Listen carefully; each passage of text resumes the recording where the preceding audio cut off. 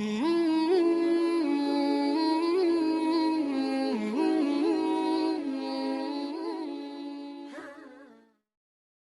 اللہ الرحمن الرحیم الحمد للہ رب العالمین والصلاة والسلام علی سید المرسلین اما بعد فاعوذ باللہ من الشیطان الرجیم بسم اللہ الرحمن الرحیم۔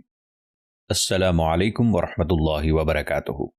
ناظرین کرام، ہم آپ کی خدمت میں تفسیر القرآن صراط الجنان پیش کرنے جا رہے ہیں۔ آج کی قسط کو شروع کرنے سے پہلے آپ سے مؤدبانہ گزارش ہے کہ اپنے لیے مخصوص وقت پر ضرور اس کو سنیے اور دیکھیے، اپنے گھر والوں کو اور دوسروں کو ترغیب دیجیے اور اسے اپنے لیے اللہ تبارک و تعالی کا بہت بڑا احسان تصور کریں کہ اس نے ہمیں اور آپ کو اپنی باقی زندگی میں ایک مرتبہ پورے قرآن کو اچھے انداز سے سمجھنے کی توفیق عطا فرمائی۔ ہمارے چینل کو سبسکرائب کر لیں، لائک اور شیئر کریں۔ شکریہ۔ جزاکم اللہ خیرا واحسن الجزاء۔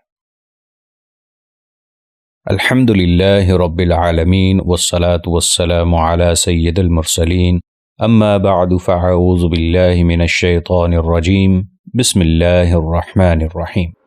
ناظرین کرام، ہم آج شروع کر رہے ہیں پارہ نمبر 1، سورۃ الفاتحہ۔ سورۃ الفاتحہ کا تعارف۔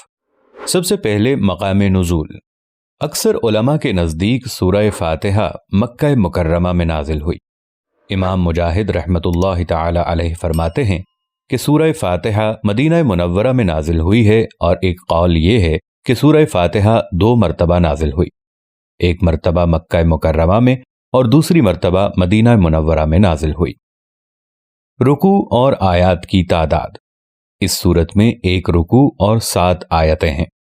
سورہ فاتحہ کے اسماء اور ان کی وجہ تسمیہ۔ اس سورت کے متعدد نام ہیں اور ناموں کا زیادہ ہونا اس کی فضیلت اور شرف کی دلیل ہے۔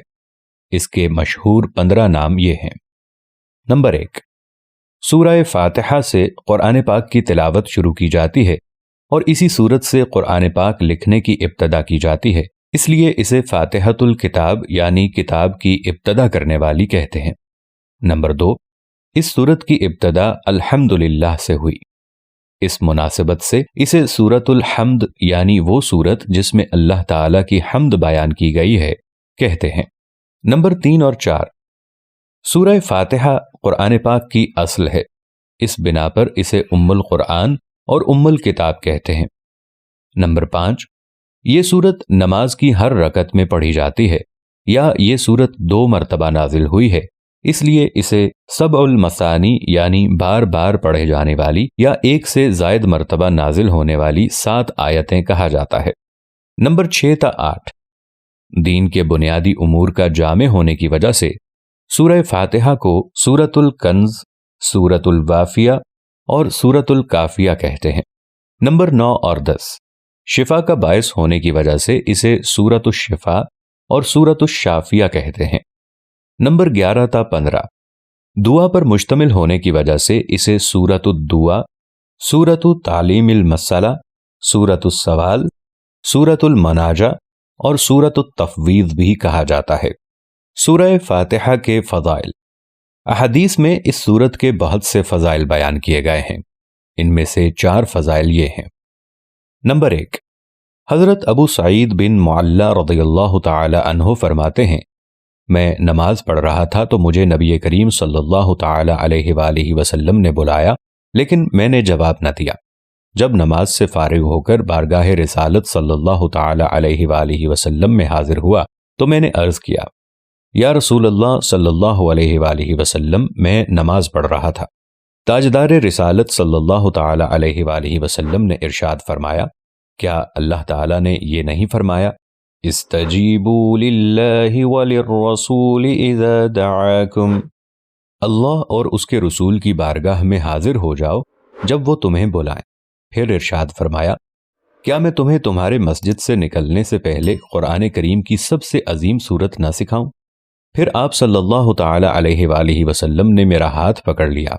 جب ہم نے نکلنے کا ارادہ کیا تو میں نے عرض کی، یا رسول اللہ صلی اللہ تعالی علیہ وآلہ وسلم، آپ نے فرمایا تھا کہ میں ضرور تمہیں قرآن مجید کی سب سے عظمت والی سورت سکھاؤں گا۔ ارشاد فرمایا وہ سورت الحمدللہ رب العالمین ہے، یہی سبع مثانی اور قرآن عظیم ہے جو مجھے عطا فرمائی گئی۔ نمبر 2، حضرت عبداللہ بن عباس رضی اللہ تعالی عنہما فرماتے ہیں ایک فرشتہ آسمان سے نازل ہوا اور اس نے سید المرسلین صلی اللہ تعالی علیہ وآلہ وسلم کی بارگاہ میں سلام پیش کر کے عرض کی، یا رسول اللہ صلی اللہ تعالی علیہ وآلہ وسلم، آپ کو ان 2 نوروں کی بشارت ہو جو آپ کے علاوہ اور کسی نبی کو عطا نہیں کیے گئے، اور وہ 2 نور یہ ہیں سورۃ الفاتحہ اور سورہ بقرہ کی آخری آیتیں۔ نمبر 3، حضرت ابی بن کعب رضی اللہ تعالی عنہ سے روایت ہے حضور پرنور صلی اللہ تعالی علیہ وآلہ وسلم نے ارشاد فرمایا، اللہ تعالی نے تورات اور انجیل میں ام القرآن کی مثل کوئی سورت نازل نہیں فرمائی۔ نمبر 4، چوتھی فضیلت سورہ فاتحہ کی یہ ہے کہ حضرت عبد الملک بن عمیر رضی اللہ تعالی عنہ سے روایت ہے نبی کریم صلی اللہ تعالی علیہ وآلہ وسلم نے ارشاد فرمایا، سورہ فاتحہ ہر مرض کے لیے شفا ہے۔ اب ذکر کریں گے سورہ فاتحہ کے مضامین کا۔ اس صورت میں یہ مضامین بیان کیے گئے ہیں۔ نمبر 1، اس صورت میں اللہ تعالیٰ کی حمد و ثنا کا بیان ہے۔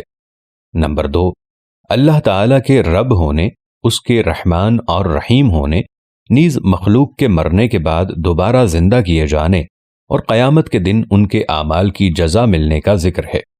نمبر 3، صرف اللہ تعالیٰ کے عبادت کا مستحق ہونے اور اس کے حقیقی مددگار ہونے کا تذکرہ ہے۔ نمبر 4، دعا کے آداب کا بیان اور اللہ تعالیٰ سے دین حق اور صراط مستقیم کی طرف ہدایت ملنے، نیک لوگوں کے حال سے موافقت اور گمراہوں سے اجتناب کی دعا مانگنے کی تعلیم ہے۔ یہ چند وہ چیزیں بیان کی ہیں جن کا سورہ فاتحہ میں تفصیلی ذکر ہے، البتہ اجمالی طور پر اس صورت میں بے شمار چیزوں کا بیان ہے۔ امیر المؤمنین حضرت علی المرتضی کرم اللہ تعالی وجہہ الکریم فرماتے ہیں، اگر میں چاہوں تو سورہ فاتحہ کی تفسیر سے 70 اونٹ بھروا دوں۔ اعلی حضرت امام احمد رضا خان رحمہ اللہ تعالی علیہ حضرت علی المرتضی کرم اللہ تعالی وجہہ الکریم کا یہ قول نقل کرنے کے بعد فرماتے ہیں، ایک اونٹ کتنے من بوجھ اٹھاتا ہے اور ہر من میں کتنے ہزار اجزاء ہوتے ہیں، ان کا حساب لگایا جائے تو یہ حساب سے تقریباً 25 لاکھ جز بنتے ہیں۔ یہ فقط سورہ فاتحہ کی تفسیر ہے۔ اب ذکر کریں گے سورہ فاتحہ سے متعلق شرعی مسائل کا۔ نمبر 1، نماز میں سورہ فاتحہ پڑھنا واجب ہے۔ امام اور تنہا نماز پڑھنے والا اپنی زبان سے سورہ فاتحہ پڑھے گا، جبکہ مقتدی امام کے پیچھے خاموش رہے گا اور جہری نماز میں اس کی قرات بھی سنے گا، اور اس کا یہی عمل پڑھنے کے حکم میں ہے۔ اللہ تعالیٰ نے قرآن پاک میں تلاوت کے وقت مقتدی کو خاموش رہنے اور قرات سننے کا حکم دیتے ہوئے ارشاد فرمایا، وَإِذَا قُرِئَ الْقُرْآنُ فَاسْتَمِعُوا لَهُ وَأَنصِتُوا لَعَلَّكُمْ تُرْحَمُونَ، اور جب قرآن پڑھا جائے تو اسے غور سے سنو اور خاموش رہو تاکہ تم پہ رحم کیا جائے۔ اور حضرت ابو موسیٰ اشعری رضی اللہ تعالی عنہ سے روایت ہے حضور اقدس صلی اللہ تعالی علیہ وآلہ وسلم نے ارشاد فرمایا، جب امام قرأت کرے تو تم خاموش رہو۔ حضرت جابر بن عبداللہ رضی اللہ تعالی عنہ سے روایت ہے نبی کریم صلی اللہ تعالی علیہ وآلہ وسلم نے ارشاد فرمایا، جس شخص کا کوئی امام ہو تو امام کا پڑھنا ہی مقتدی کا پڑھنا ہے۔ ان کے علاوہ اور بہت سی احادیث میں امام کے پیچھے مقتدی کے خاموش رہنے کے بارے میں بیان کیا گیا ہے۔ امام اعظم رضی اللہ تعالی عنہ کا مناظرہ۔ امام فخر الدین رازی رحمۃ اللہ تعالی علیہ فرماتے ہیں، مدینہ منورہ کے چند علماء امام ابو حنیفہ رضی اللہ تعالی عنہ کے پاس اس غرض سے آئے کہ وہ امام کے پیچھے مقتدی کی قرأت کرنے کے معاملے میں ان سے مناظرہ کریں۔ امام ابو حنیفہ رضی اللہ تعالی عنہ نے ان سے فرمایا، سب سے مناظرہ کرنا میرے لیے ممکن نہیں، آپ ایسا کریں کہ مناظرے کا معاملہ اس کے سپرد کر دیں جو آپ سب سے زیادہ علم والا ہے، تاکہ میں اس کے ساتھ مناظرہ کروں۔ انہوں نے ایک عالم کی طرف اشارہ کیا تو امام ابو حنیفہ رضی اللہ تعالی عنہ نے فرمایا، کیا یہ تم سب سے زیادہ علم والا ہے؟ انہوں نے جواب دیا، ہاں۔ امام ابو حنیفہ رضی اللہ تعالی عنہ نے فرمایا، کیا میرا اس کے ساتھ مناظرہ کرنا تم سب کے ساتھ مناظرہ کرنے کی طرح ہے؟ انہوں نے کہا، ہاں۔ امام ابو حنیفہ رضی اللہ تعالی عنہ نے فرمایا، اس کے خلاف جو دلیل قائم ہوگی وہ گویا کہ تمہارے خلاف قائم ہوگی۔ انہوں نے جواب دیا، ہاں۔ امام ابو حنیفہ رضی اللہ تعالی عنہ نے فرمایا، اگر میں اس کے ساتھ مناظرہ کروں اور دلیل میں اس پر غالب آ جاؤں تو وہ دلیل تم پر بھی لازم ہوگی۔ انہوں نے کہا، ہاں۔ امام ابو حنیفہ رضی اللہ تعالی عنہ نے دریافت کیا، وہ دلیل تم پر کیسے لازم ہوگی؟ انہوں نے جواب دیا، اس لیے کہ ہم اسے اپنا امام بنانے پر راضی ہیں تو اس کی بات ہماری بات ہوگی۔ امام ابو حنیفہ رضی اللہ تعالی عنہ نے فرمایا، ہم بھی تو یہی کہتے ہیں کہ جب ہم نے ایک شخص کو نماز میں اپنا امام مان لیا تو اس کا قرات کرنا ہمارا قرات کرنا ہے اور وہ ہماری طرف سے نائب ہے۔ امام ابو حنیفہ رضی اللہ تعالی عنہ کی یہ بات سن کر سب نے اقرار کر لیا کہ امام کے پیچھے مقتدی قرات نہیں کرے گا۔ نمبر 2، نماز جنازہ میں خاص دعا یاد نہ ہو تو دعا کی نیت سے سورہ فاتحہ پڑھنا جائز ہے، جبکہ قرات کی نیت سے پڑھنا جائز نہیں۔ اللہ رب العالمین ہمیں سمجھنے اور عمل کرنے کی توفیق عطا فرمائے۔ والسلام علیکم ورحمۃ اللہ وبرکاتہ۔